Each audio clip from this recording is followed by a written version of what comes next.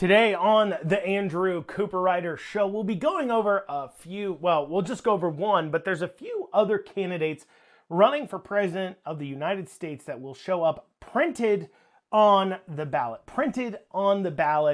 for you to vote for. And out of those few that will actually show up on the ballot, 5 of them that are currently filed belong to a party. One of those is the Libertarian Party. The other is the Kentucky Party. We'll go over what the Kentucky Party is at another episode, but today we're going to focus on the Libertarian Party candidate, and we'll go over his fancy farm speech.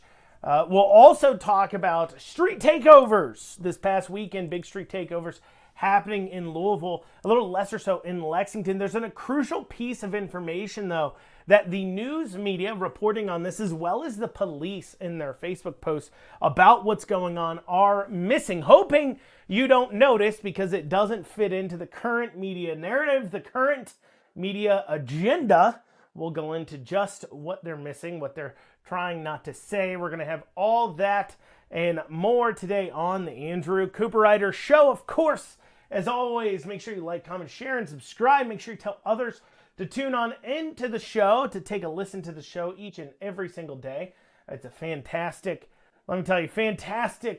time I have making the show, but I just want everybody that we can to be reached with it, because I do think the information is important. It's the kind of stuff that the general media, your local news, isn't going to cover, and it's focusing on Kentucky issues. I think that's important. As always, if you want to reach out to the show, feel free to email info@theandrewshow.com. Once again, that's info@theandrewshow.com. You can also head on over to theandrewshow.com, and hit the contact tab, and reach out to the show there. So all those opportunities for you.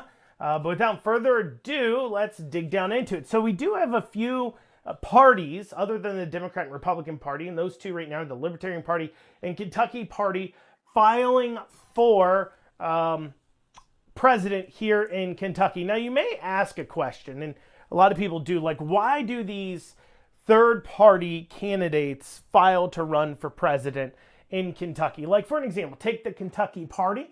I'm sure the Kentucky Party is not even registered in another state. They aren't set up in another state in order to run for president. After all, they're called the Kentucky Party. So obviously, the Kentucky Party's never going to win the presidency. Why go ahead and put the party together? Well, the way the party works is that they go out and they get party access, ballot access, through collecting a lot of signatures to get people onto the ballot. In this case, they went out and got Jill Stein to be the presidential nominee for the Kentucky Party. So she's one of the, I guess you'd call, major third-party candidates. You know, Jill Stein's ran several times before. So has, the Libertarian Party has a candidate on the ballot there every year as well, every presidential year. And so the reason why they do this and they go out and do this work is to give the party ballot access. So if a presidential candidate, every 4 years, presidential candidate, that party, for whatever party they're with. So if Jill Stein, for an example, gets more than 2% of the vote in Kentucky during the presidential election, the Kentucky Party then gets ballot access for the next 4 years. And the same thing with the Libertarian Party. If the Libertarian Party gets at least 2% in the presidential election year, then they get ballot access for the other 4 years. That is the main purpose. So, like, when you look at the Libertarian Party and why they put forward a presidential candidate, one is to drive money into the party. It's to drive attention to the party during those presidential election years in order to potentially help growth and help party membership. But the third and probably biggest reason why is in order to get ballot access for down ballot candidates. So if your presidential nominee gets at least 2% of the vote, you now, anytime you have a candidate over the next 4 years, whether that's a presidential candidate, state house, state senate, governor, constitutional offices, whatever partisan offices it may be, your party now has the ability to simply put forward their nominee following their own nomination process. The Libertarian Party handles it internally, and then they put forward their nominee signed off by the party saying, yes, this is our nominee, and now that person's name gets printed on the ballot. So by going out and getting ballot access for this presidential candidate one time, then that presidential candidate getting 2% of the ballot, you no longer have to go out and get signatures for everybody else that wants to run under the Libertarian Party moniker in the state. And you also don't need to get signatures in 4 more years when the next presidential candidate comes around. You can just list them on the ballot. So there's a big reason why they do these things. And that's what the Kentucky Party's hoping to do. Jill Stein clearly accepted the nomination to be listed. That's why they're able to go ahead and get that onto the ballot. And then if Jill Stein gets 2%, the Kentucky Party now has that ability to run other candidates. So that and it kind of gives you some indication of where these parties fall to based upon who they put forward. For an example, the Kentucky Party putting forward Jill Stein tells you it's probably a little more liberal of an organization, probably people disinfected with what you'd call the Democrat Party establishment. The same way there's a group of people who are against the Republican Party establishment. The only difference is that the Democrat Party establishment actually does a better job of locking out, not as much locking out. They do a better job when they see somebody raising through the ranks that's anti-establishment. They do a better job of reaching out to them, getting them involved, telling them, oh no, you're super important here. Come have the seat at the table. You're super important. And then having them sit down and then kind of getting them to ease up. We saw this with obviously AOC, getting them to ease up with their rhetoric, getting them to ease up going after people within the party. And so that way they don't have to worry as much about a branch out. But there's still those issues of people feeling, like the party is not what it used to be or is too corrupt or whatever. And so they will, of course, go off and attempt to create their own parties in order to make a point, grow something. I mean, I guess you got to start somewhere, right? Well, what happened here in Kentucky, as we're talking about today, just the Libertarian Party, what happened here in Kentucky is during the presidential election of 2016, you had Gary Johnson on the ballot. And Gary Johnson got more than 2% of the vote here in Kentucky, giving ballot access for those next 4 years. But then come 2020, you had Joe Jorgensen was the presidential nominee. Joe Jorgensen did what I think we're going to find out Chase Oliver's doing kind of the same thing. And that is they don't recognize moments of situations where you're on the wrong side of an issue here. You have people, for an example, Joe Jorgensen's big issue was whether true or not, she was perceived to sympathize with the Black Lives Matter protesters. The Libertarian Party is more, I would call it anti-police, than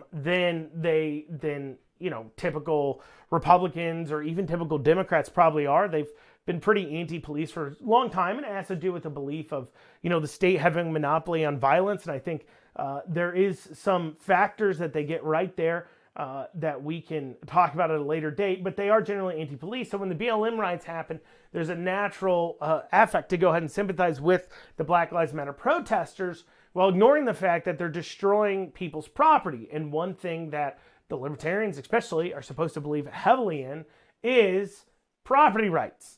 You're not supposed to applaud people destroying other people's private property, because that's supposed to be the entire libertarian viewpoint, is that the government is overreaching in its, that's supposed to be the party's viewpoint. As you'll find out, the party is not consistent at all in their viewpoints. I mean, you want to see a bunch of libertarians bring up the issue of abortion. You're going to hear it from all sides, because there's a general belief in the Libertarian Party that basically, as long as you can debate it, you can hold that viewpoint, debating it on libertarian principles, and it creates a whole lot of inconsistent policy viewpoints that we'll talk about here in a second. But with that sympathizing of, for an example, like Black Lives Matter and other things, it pushed away people in Kentucky. And it also, over time, as you get in 2016, it was an opportunity for Gary Johnson because Trump hadn't been in office yet. And so where Trump hadn't been in office yet, no one knew how he was going to go ahead and govern. You had Hillary Clinton, which nobody likes, and then obviously on the other side you had Trump. And the problem with Trump was he was a liberal. He was more on the liberal side of things, the Democrat side of things, for so long that a lot of people didn't think that he would make a good Republican president, and so it was a moment of opportunity. So that also played against Joe Jorgensen getting that 2% in Kentucky. Well, they're back. They've got a new presidential candidate they've gotten onto the ballot, attempting to go ahead and hit that 2% of the vote marker in order to get that ballot access. And a part of that, they did have Chase Oliver, the nominee for president, at the Fancy Farm picnic this year, gave some speeches. So we'll dig into that speech because I think it's pretty important to just, these people are on the ballot here in Kentucky, and to go over what exactly Chase Oliver says and believes, but also too as well why I believe that in this situation Oliver isn't getting 2% in Kentucky. The Libertarian Party isn't getting ballot access for the next 4 years simply because Chase Oliver manages to, for lack of a better term, alienate everybody because of, I believe, some inconsistency in viewpoints, the inability to really think through practically your policy positions. And I think you find this, honestly, with a lot of libertarians, and I'm saying this as somebody, full disclosure, I was a part of the Libertarian Party for a few months there.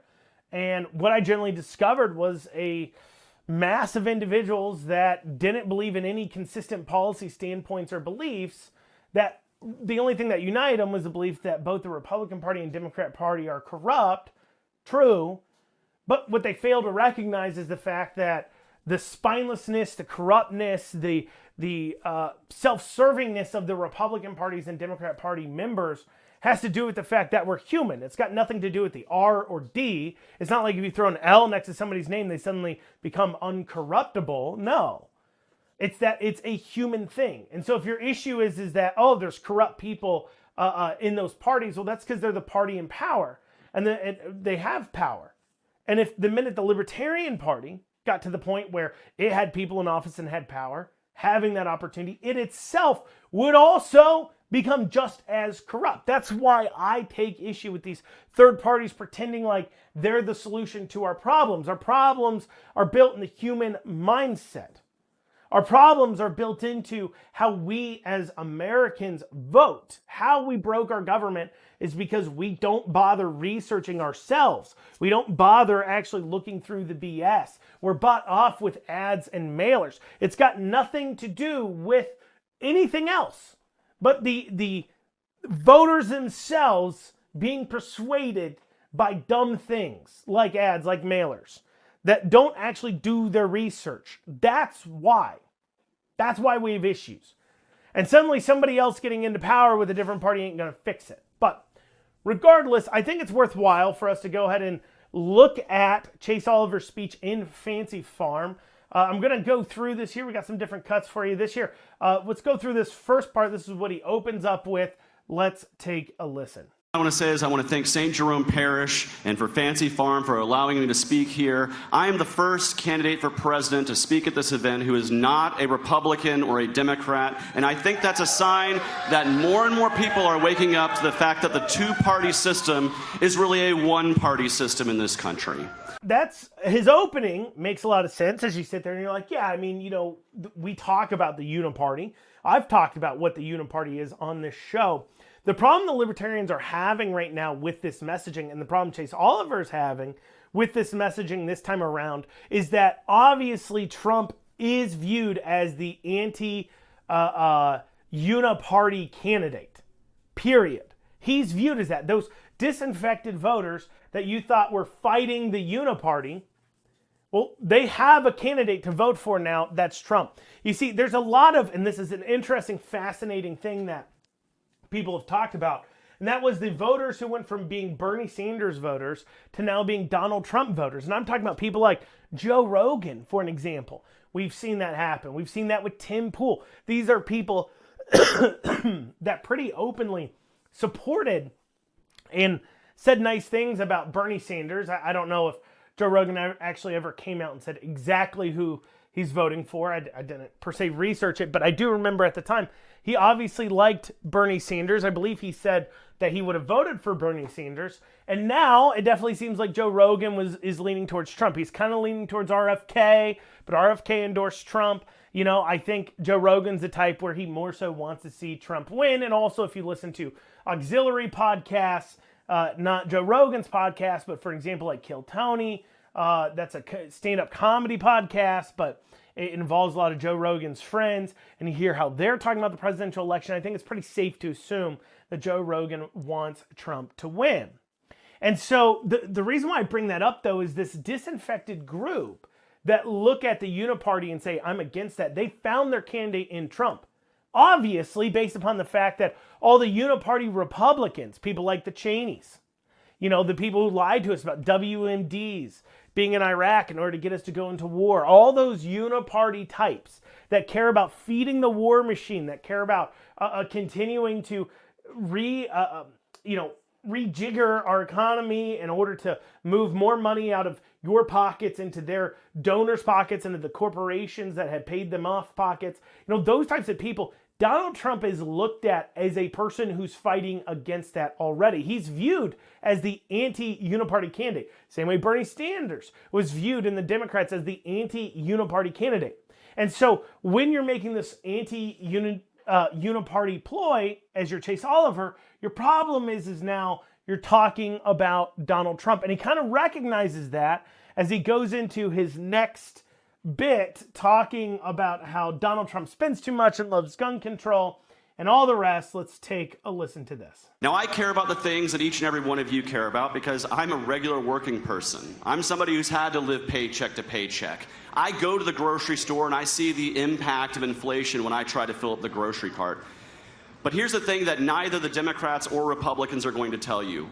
Both of them have been driving up inflation, because both of them runs debts and deficits every single year that causes our Treasury to print trillions of dollars of money.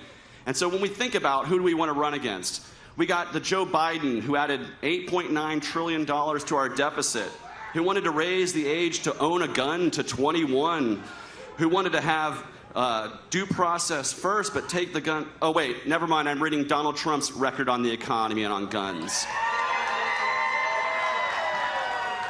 Democrats will talk a big game about civil liberties and civil rights and defending the rights of people here and at home and around the world. But they are silent. They are silent as the Biden administration persecutes wars around the world that lead to death and devastation and lead to people having hatred towards the United States. We need to be fighting for a foreign policy that's rooted in peace. So he simultaneously, it's funny, so he points out that Trump went in to increase the deficit.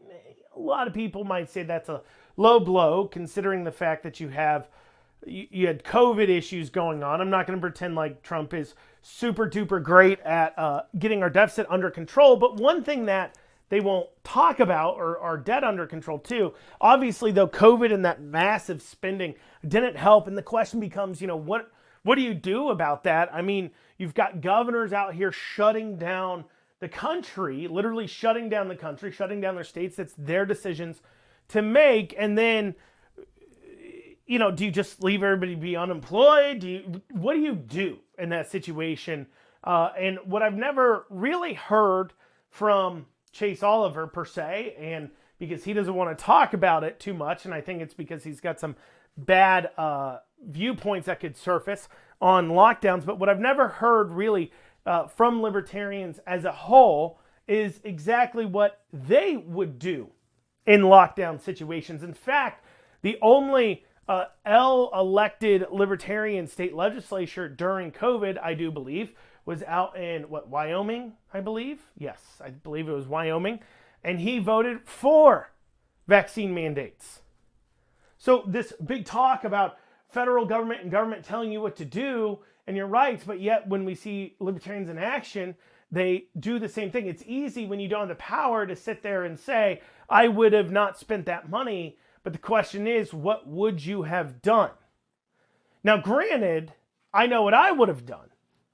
And when these states were making these decisions, I would have reminded these states, you're the ones making these decisions, and you need to be reminded about the Fifth Amendment takings clause, where you can shut down these businesses, but you have to yourself compensate the owners, because that was supposed to be a check. You see, our founders put a check in our Constitution to limit that takings ability from our government. Our government has the ability to do things like eminent domain.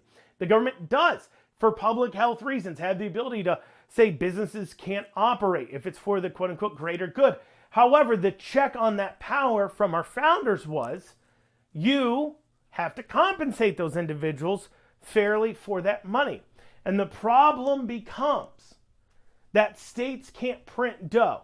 So if they're going to shut down things, then they had to come up with the money themselves. Otherwise, they would have been checked by their money spending power. And then the federal government, though, coming in and spending the money, obviously, they can print money. Now, that's something our founders never planned on. They never planned on people being able to just print money. The inability to have money to do the things you want to do was supposed to be a check in the first place. And I go into all that to say, once again, though I don't hear any kind of a solution, or this is what we would have done coming from the Libertarian Party as a whole, a consistent message, they've actually been rather inconsistent. On top of that, then he ends with, he ends with a more isolationist foreign policy, something people generally, I myself agree with, a more isolationist foreign policy. In fact, a lot of the people, though, this goes into, once again, if you want a more isolationist foreign policy guy, a lot of those people have found themselves voting for Donald Trump. Hence, once again, why all the warmongers are coming out and endorsing Kamala Harris. And Kamala Harris is happy to take them because she loves war, apparently, because they are interested in continuing the regime of war. That is what they're looking for, okay? And so Donald Trump, they've kind of already found their candidate there, but more specifically, though, the problem now is what Chase Oliver says next. Because to me, a more isolationist foreign policy means things like, hey, let's take our nose out of other people's business.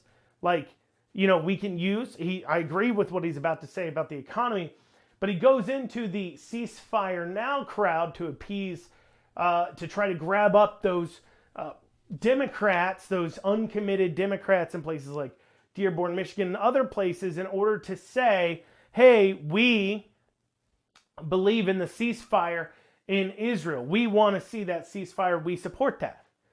Now, I'm anti-America being involved in war, certainly. However, just to be honest, and I think a lot of Republicans feel this way, when it comes to places like the Ukraine war, like Israel and Hamas and other things per se, maybe you have certain people you'd like to win, but at the same hand, you don't comprehend exactly why, especially in the Ukraine-Russia side of things, like why, fully conceptualize to us why it's fully in the U.S.'s interest to dump billions of dollars into the Ukrainian war. Or when it comes to the Israel-Hamas conflict, and you're calling for Israel to reach a ceasefire agreement, leaving Hamas in place. I understand you just don't like war, I hear you, but once again, what is me, as a person who says, I don't want to be involved in this, I don't want to be involved in that. I'm just being honest. If Israel wants to come in and handle their business with Hamas, who are we to yell at them, ceasefire now, if we believe in an isolationist foreign policy standpoint? So simultaneously, you have Oliver here, he's about to say he believes in the ceasefire standpoint, while at the same time claiming, as he just claimed, he wants a more isolationist foreign policy. Well, you can't be isolationist and be telling Israel how to handle the Hamas conflict. You either take your nose out of it completely, and I'd be arguing that America being so involved in foreign policy is why this has continued so much, because if Israel had gotten to do what they wanted to do, they would have came in, dealt with Hamas, and it'd be over with, and the people of Gaza wouldn't have been as displaced as they are now. I don't believe Israel wants to come in there and, commit genocide and wiping out all the Palestinians or Muslims in the Gaza Strip. I don't believe that's their goal. If they wanted to do that, they could have done it instantly with a couple of bombs, but they didn't. I don't believe that's their goal. I believe they just want to deal with Hamas. And so it's like, why are we telling them what to do? That's just my view. And I know some of you are like, this is ridiculous, or you'll be upset that I dared to say anything about that. You'll disagree with me. But my general standpoint, and this is why I talk about state politics, keep in mind, more than federal politics, because my general standpoint when it comes to especially foreign relations is we mind the business that minds us. That's it, right? That's my general standpoint. And not everybody agrees with it, but let's hear what Chase Oliver has to say next as he plays to the ceasefire crowd. Let's take a listen to that. Ending the fight, ceasefire now. We need to be having less war in the world, because I trust us to be able to export our values not with militarism and not with the bomb, the bullet, and the drone, but with free markets, with the power, the economic power that this country provides. Why the Libertarian Party especially can't really catch like a lot of traction, okay? Because in actuality, they say there's moderate Republicans and moderate Democrats and everything else, and I hear you. But there's 30 to 40% of people. So I use this example, and those who listen to the show for any length of time know, I've talked about things like the recreational marijuana argument. And in that argument, people want to say, well, 75%, 80% of respondents, 80% of people in Kentucky want to see marijuana legalized for recreational use, let's say.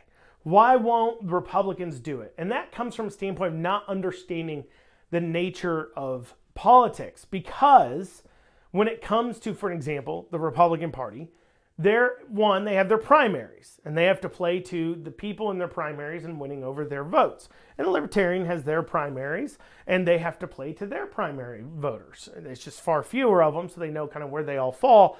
But anyways, not to go into their primary process too much, but it's like, 50 people per se, kind of voting on it all. And most of the time for state level races and primaries for the Libertarian Party, it's, oh, you want to run for it? Here, it's yours.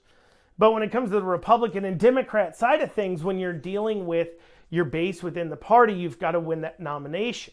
So once you've won that nomination, now you're just the generic R, generic D. And the problem that people find is that something like recreational marijuana isn't their one party issue. It's not their one vote issue for any large percentage of people. So while a vast majority of people may say, I don't have a problem with recreational marijuana, for the 20%, 30% of people that have a problem with it, that's like a really big issue. It's one of their single party issues.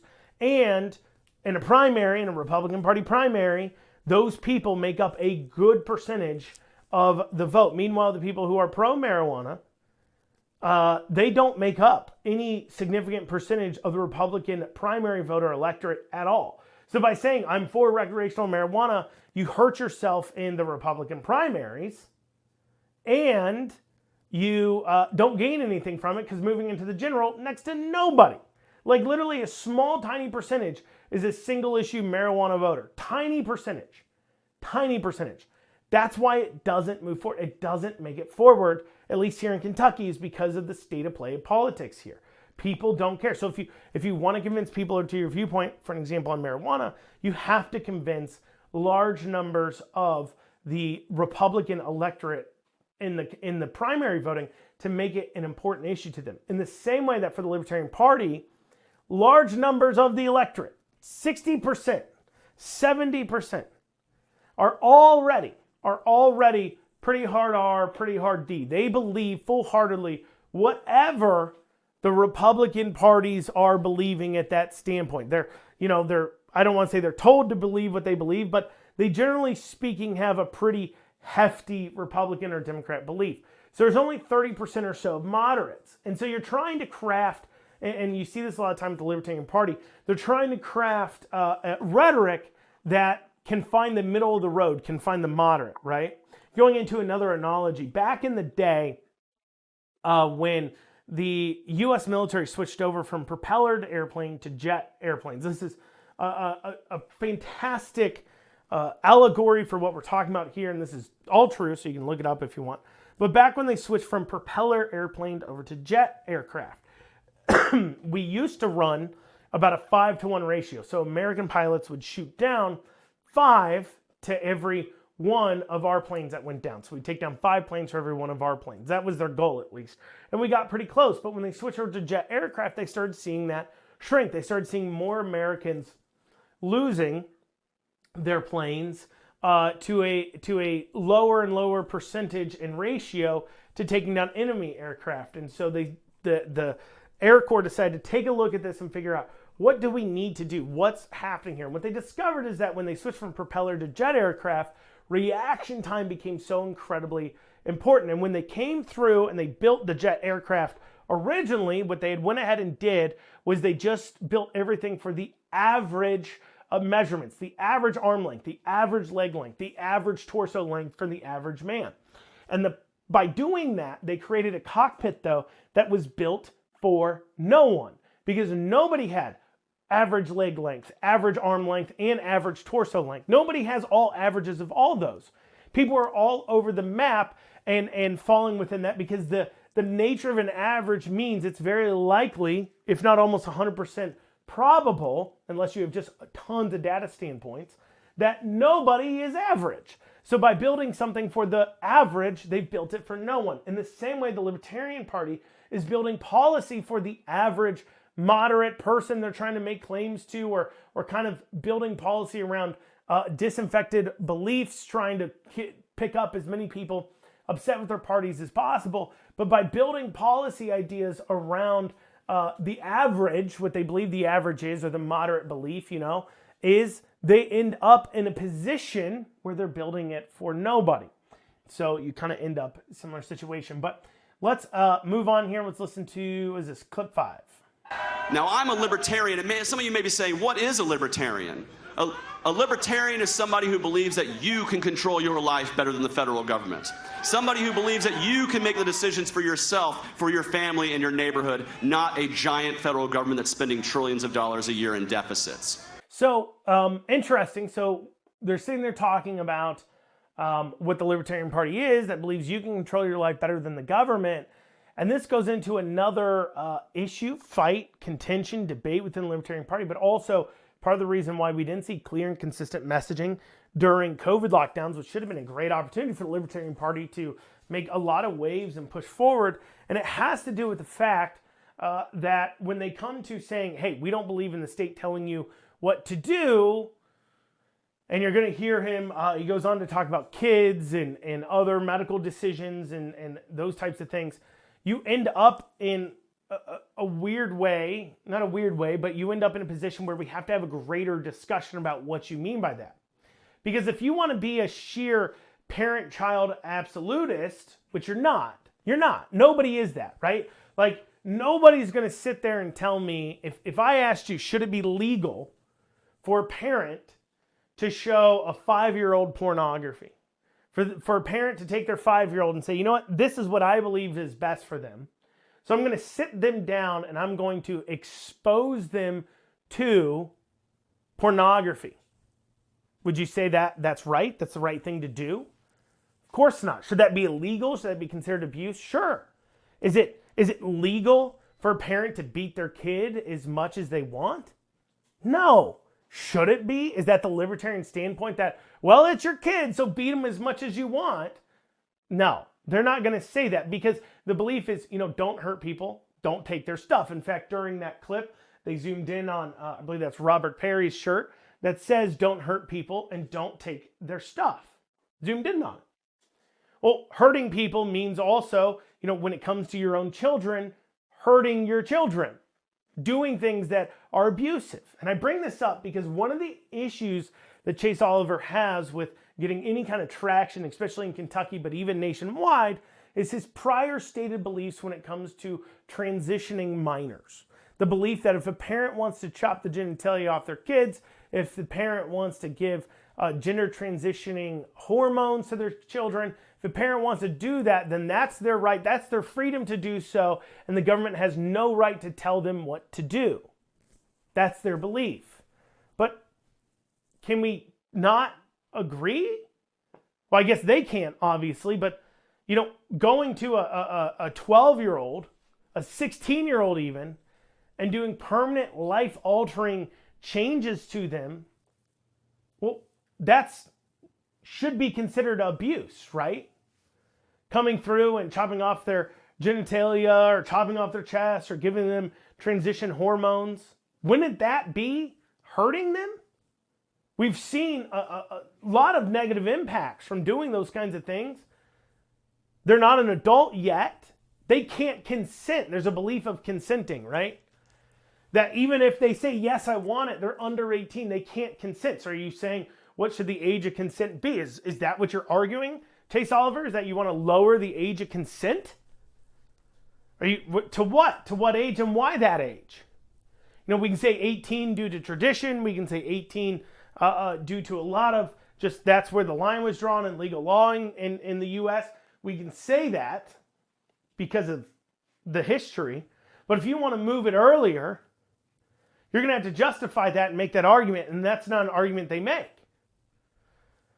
So that's one of the knocks that Chase Oliver is having. That's one of the problems that he's having, is his pretty radical beliefs when it comes to being able to harm children. Let's take a listen here a little bit later on. He does touch on school choice. So far you would say, well, he sounds pretty good for the left though, right? Ceasefire comments and generally speaking, he's talked bad about Trump. So that kind of, he's more so maybe attracted in the anti-establishment left. And then he goes here. Let's take a listen to his school choice remarks. And it, the left gets turned off by it, certainly. Here you go. Raise your hand if you have a child. Raise your hand if you're a parent here in the crowd today. I bet each and every one of you love your children. I bet each and every one of you who's a parent has unconditional love for your kids. You want to see them survive and you want to see them thrive in the world, but they can't. Why? Because we have a broken system. Because we trust bureaucrats in Washington, D.C. more than they trust you to determine the future of your family, the education choices they get to make, the medical choices they get to make. Why are we taking power out of the hands of those who have unconditional love for their families and putting it in the hands of bureaucrats in Frankfurt or Washington, D.C.? I think that's wrong.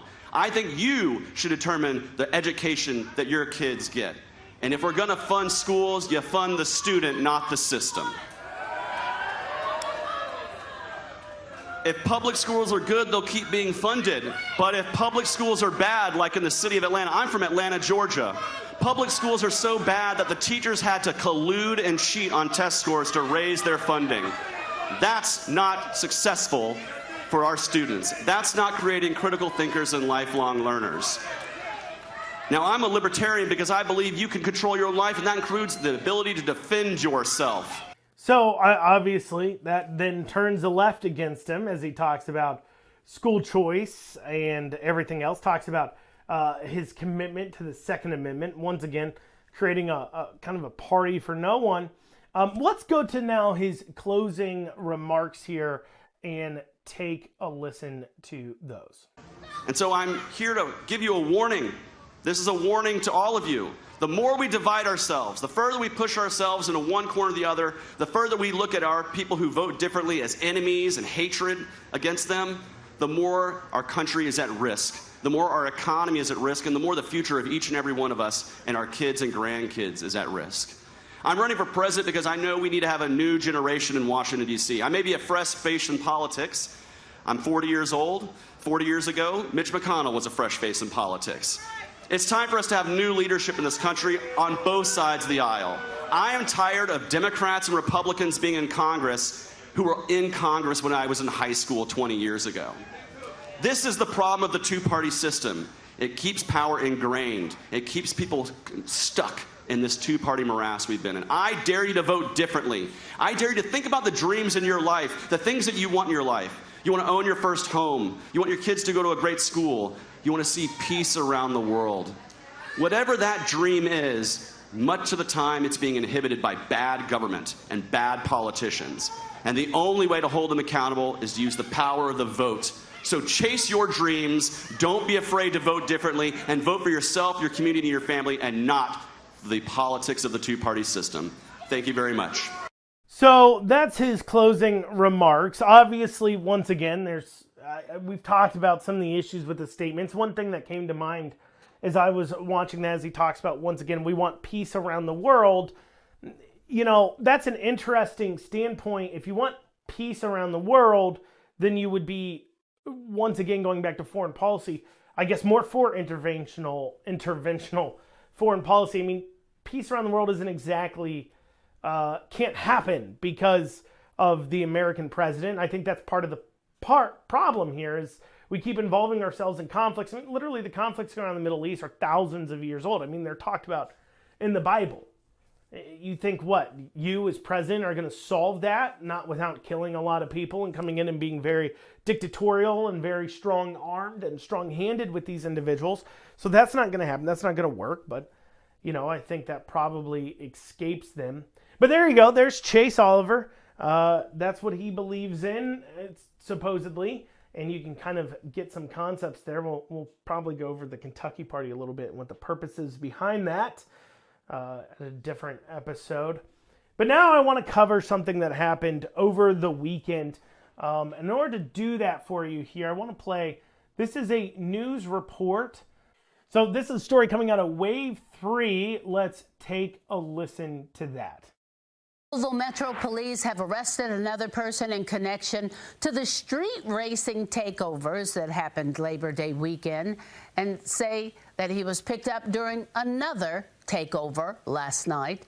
Police say 19-year-old Mauricio Gutierrez was involved in a takeover at 2nd Street and River Road 2 weeks ago. He's accused of doing donuts and burnouts in a Dodge Challenger that had a fake Massachusetts plate. Gutierrez is now facing 9 charges, including rioting, wanton endangerment, and obscuring the identity of a machine. Gutierrez was arrested last night during a street takeover on Preston Highway. At one point, LMPD says there were thousands of people in the Goodwill parking lot doing burnouts, sliding, spinning. Then the group traveled downtown near Slugger Field. LMPD seized several of the vehicles involved and arrested at least 4 people. In total, police seized 14 cars for street racing over the weekend.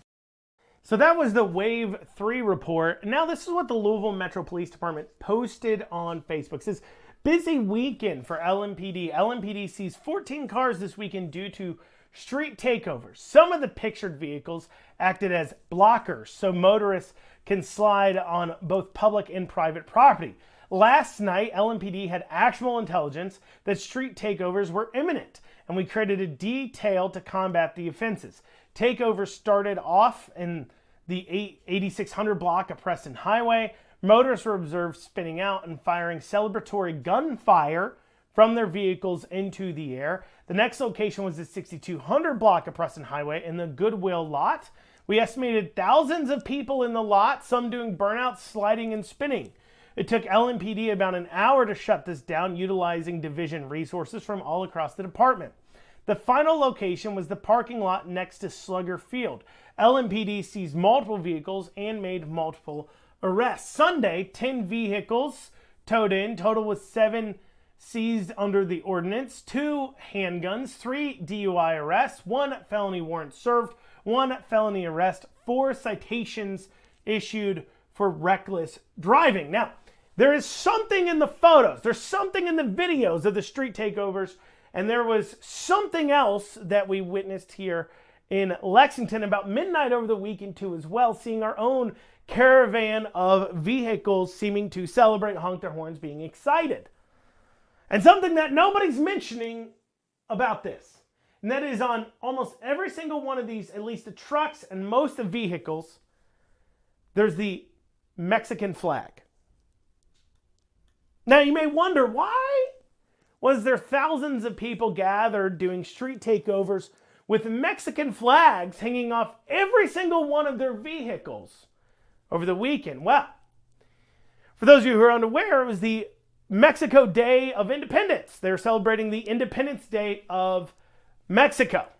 Now, I'm not here to, and I'm sure at this point many of the more liberal people, and I'm sure I've probably attracted in a few of the more libertarian individuals, because I mentioned their presidential candidate, and that'll be in the title of the show, so they'll be listening. So I'm sure they'll probably clutch their pearls at this, but I'm going to go ahead and talk about it anyways. So I particularly, you come to this country, and let's just admit it, a lot of them are probably here having crossed the border illegally. I'm not going to pretend all of them are illegal immigrants, but I would say probably more than one was in the country illegally. I mean, that's just the facts of the matter.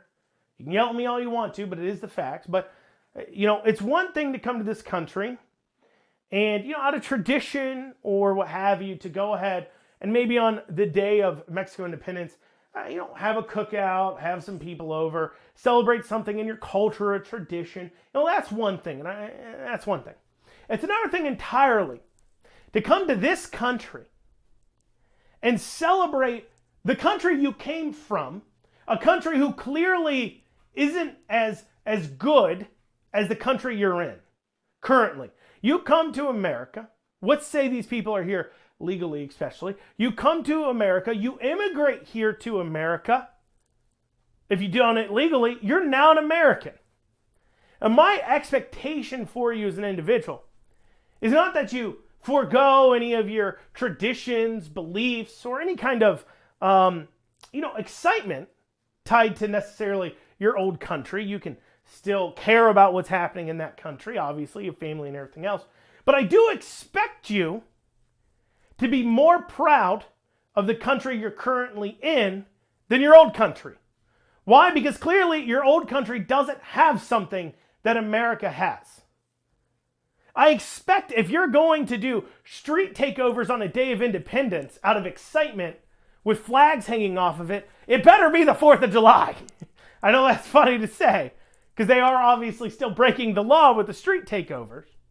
But there's something particularly annoying to me about people coming into the country and then being more excited and more celebratory regarding their old country than they are America, the country they've immigrated to, because it's better. And it is factually better. If it wasn't, you wouldn't be here. You would go back to the country you're so excited about celebrating. And so that's what really annoys me. I'm not anti-immigrant. I'm not anti-immigration, legal immigration even. Not at all. What I am is I'm pro-American. And America is a melting pot of people coming in from different countries. But being a part of our melting pot means you're prouder of the stew you're currently in. You're prouder of the pot you're in than the pot you came from. And you certainly don't break our laws doing burnouts and street takeovers, hanging a foreign country's flag off your car to celebrate a foreign country's Independence Day when you're in America. You shouldn't be doing that. Not only is it illegal, but you shouldn't be that excited about the country you left. Like I said, a lot of you probably out there clutching your pearls. Like, oh my goodness. That's so, how could you say that? They have a culture. What are you, racist and bigoted? No. I believe America is the best country on this planet, period. And I know that because so many people are trying to come here both legally and illegally. And I believe in having a cohesive country, a country that can remain the best and is great. And what makes America great is that everybody in it is Americans. That doesn't mean you're white. It doesn't mean you're black. It doesn't mean you're Hispanic. It means you're an American and you recognize and love our country. Not some other country. You don't have any more allegiances to another country when you come to America. If you came here legally especially, then you're an American. Your allegiances should be to America. Like I said, you can have your celebrations quietly, nothing where you're breaking the law, but out of tradition, a cookout or something, you can care about what's going on in that other country because you came from it. All that's true. But you shouldn't be hanging foreign flags off your car. Just Something about that really bothers me in America is when people are prominently displaying another country's flags. It leads to division. I mean, the thing that's supposed to unite a country is simple. And a flag is the simplest thing. This country's flag, being the most important flag to you, should be a requirement to be here. But putting that to the side, let's say you're not here legally. I'm talking about legal immigration there. So if you're here illegally, so you broke our law coming here, and now you're breaking the law, celebrating the country that you broke the law to get away from by doing illegal activities in the streets of this country. This is ridiculous. It needs to stop. Well, y'all, that's what we got time for today on the Andrew Cooperrider Show. Thank y'all so much for joining me. Back here tomorrow. Hope you have a great rest of your day.